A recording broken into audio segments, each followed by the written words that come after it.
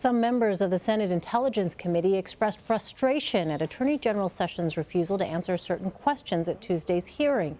But was he within his rights to do so? I want to turn to our in-house legal panel. Here in New York, we have CBS News legal analyst Rikki Klieman, and in Washington, we have CBS News justice reporter Paula Reid. Paula, let me start with you. Committee member Martin Heinrich accused Attorney General Sessions of obstructing the panel's investigation by not answering questions, and Sessions cited a, quote, long-standing policy, end quote, of not sharing conversations with the president, but not a specific law. So does his refusal constitute obstruction of justice? No, I think that would be going a little bit too far. Obstruction of justice, that's a pretty high bar. For this, yes, the Attorney General is practicing something that has long been practiced by Justice Department officials, which is that they try not to discuss conversations that they've had with people in the executive branch. As the Attorney General noted in his testimony, the spirit of that rule is so that people can feel free to discuss issues, to argue both sides of the case. Again, this is a practice. This is something that is written down internally at the Justice Department in memos, and is generally the practice. Could they hold him in contempt, you think, Rikki?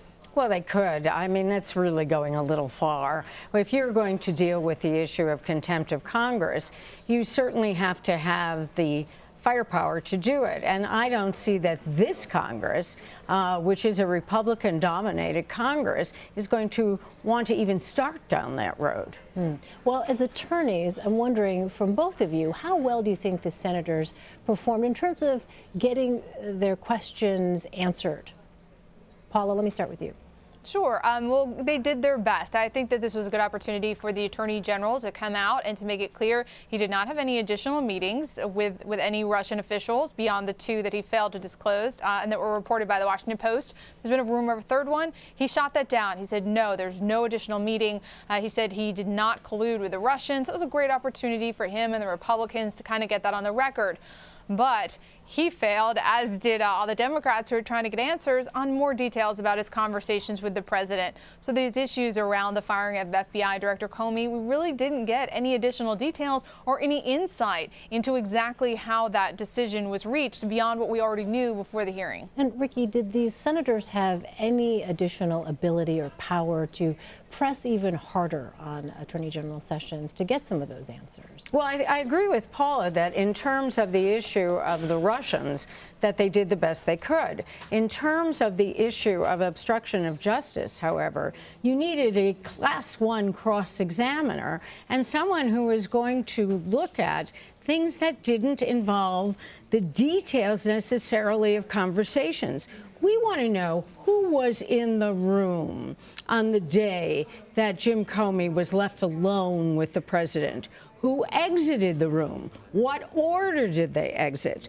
Did the president, in the presence of all of those people, tell everyone else to leave and have Mr. Comey stay? What was his state of mind, that is, Attorney General Sessions, at the time that he left? There were things that were objective that someone who knows how to really do rapid-fire cross could have gotten in there. I also think that they had the ability, if they would have thought it through, or one of them would have thought it through, to deal with the issue of the firing. Since Jeff Sessions brought back that memorandum, which we thought was dead and buried because the president had talked about it really was because of the Russians after all with Lester Holt, that if Jeff Sessions was going to hold on to that memorandum, then that conversation, all of that about the memorandum, that's all waived. There's no privilege with that. The president has talked about that. It's become fair game.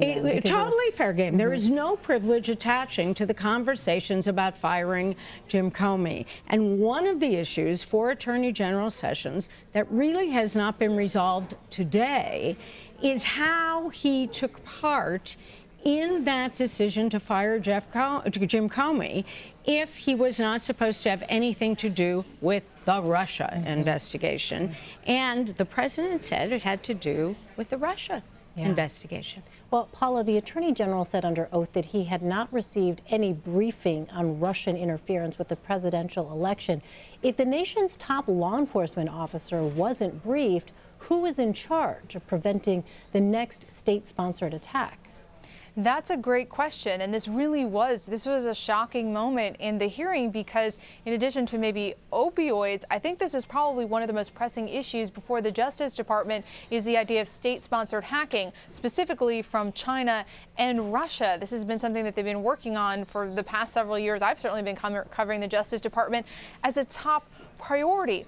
And it was very surprising that the Attorney General said he had not received any briefings, nor had he read the report put together by the intelligence community released back in the fall about the extent of Russia's meddling.